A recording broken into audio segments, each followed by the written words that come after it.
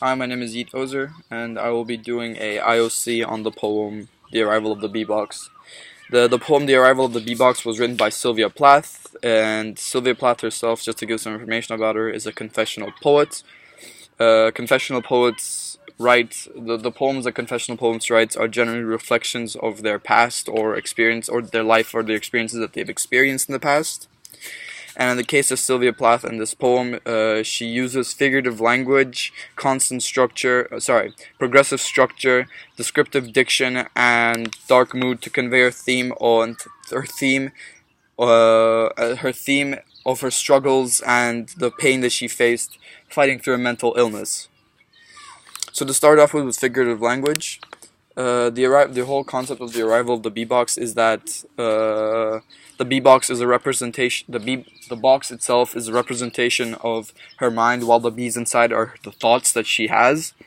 And in the case of figurative language, Sylvia Plath uses allusion and references to Rome and to Julius Caesar himself.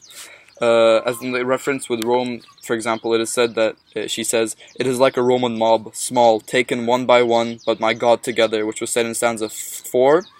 This allusion refers to her thoughts simultaneously attacking her, or simultaneously, you would say, talking or buzzing, which leads to her having this constant confusion of what is going on in her head, as she's unaware of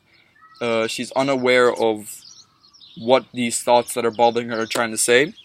And to continue on, she also gives an allusion about Julius Caesar, and she says, I may lay my ear to furious Latin. I am not a Caesar."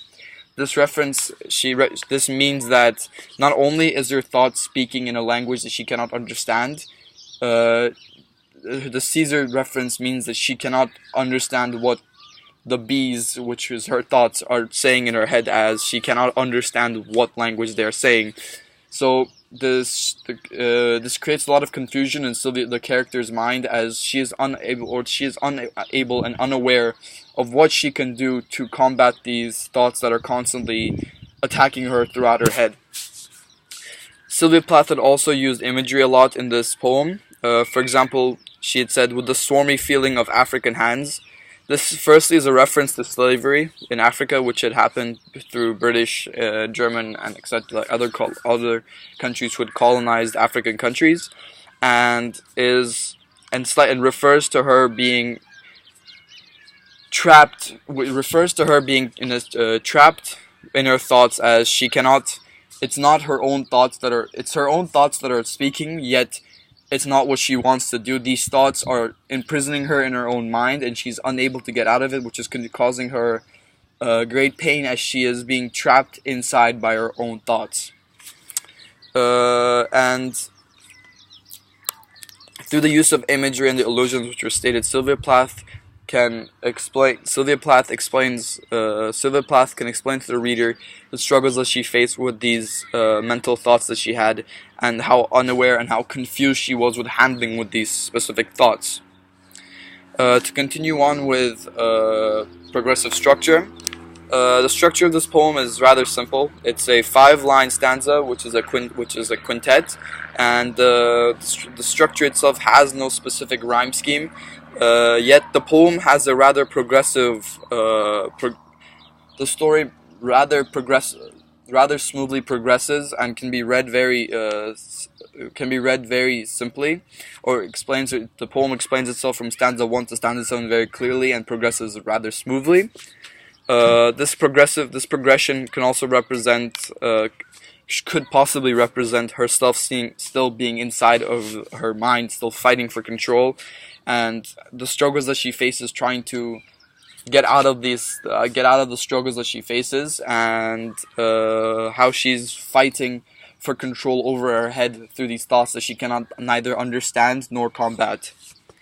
On top of that, there's no specific rhyme scheme which was stated in these poems, in this poem, and the one outlier is that at the very last, after stanza 7, there's there's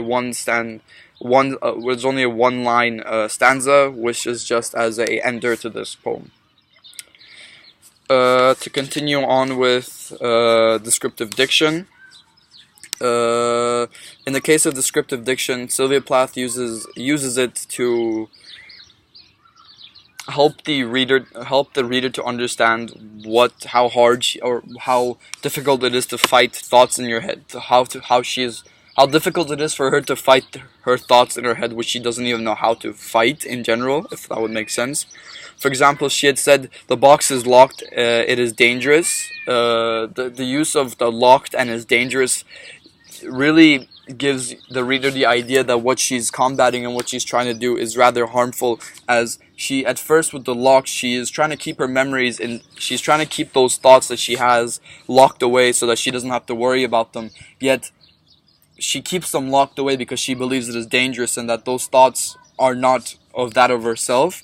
Yet through locking those thoughts and her dream, or locking those thoughts up, it causes her more grief and pain, as the locked up thoughts will constantly attack her head and will constantly bother her throughout her days, as the thoughts are not able to escape and the thoughts aren't able to but the thoughts aren't able to truly express themselves, so they just simply bicker and continue on inside her head non-stop.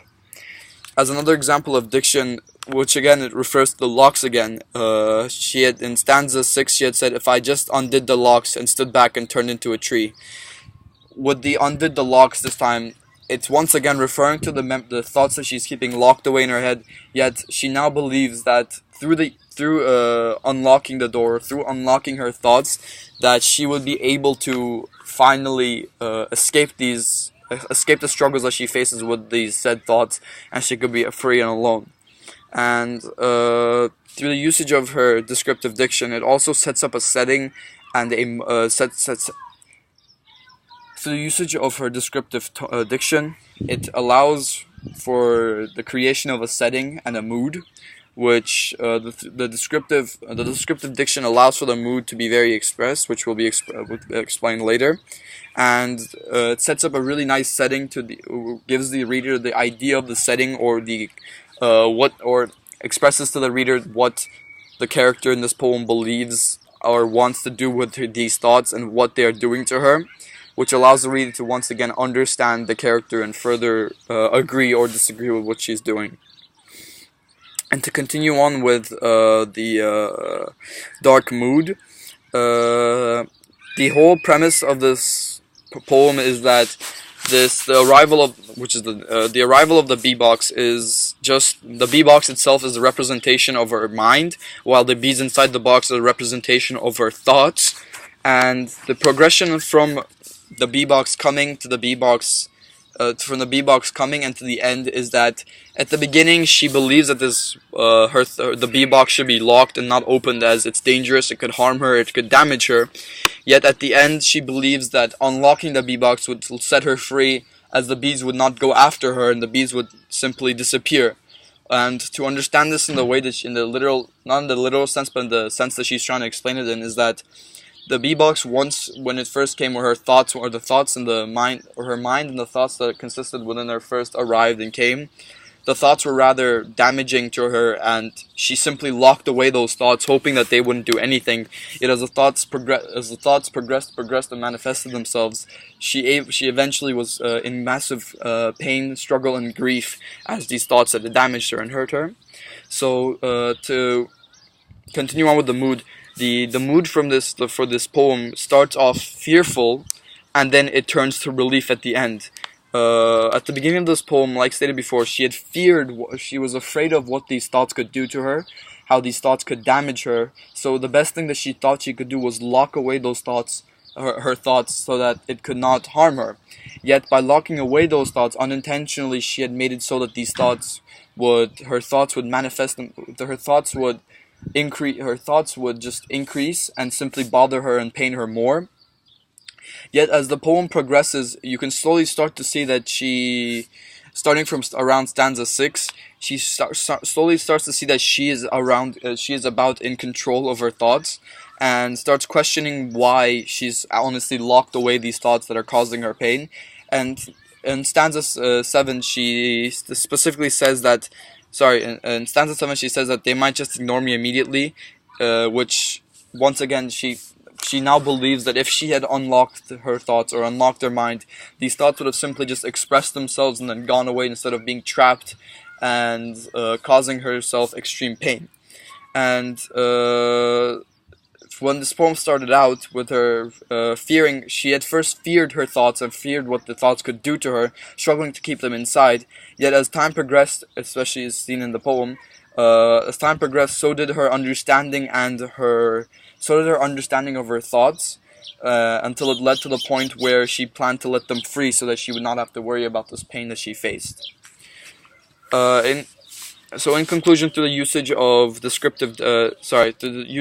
figurative language, progressive structure, descriptive diction, and dark mood, Sylvia Plath was able to convey her theme of her mental struggle and the struggle and pain she had faced with her mental illness, and clearly shows the progression of her fearing her thoughts, being afraid of what they could do to her, to becoming to the point where she believes that if she had expressed her thoughts in the first place, none of this pain and struggle would have happened. Referring back to her life, which, back to the confessional poet part, she herself had faced mental illnesses, and this poem represents the struggle that she faced while she had lived through her life. Thank you.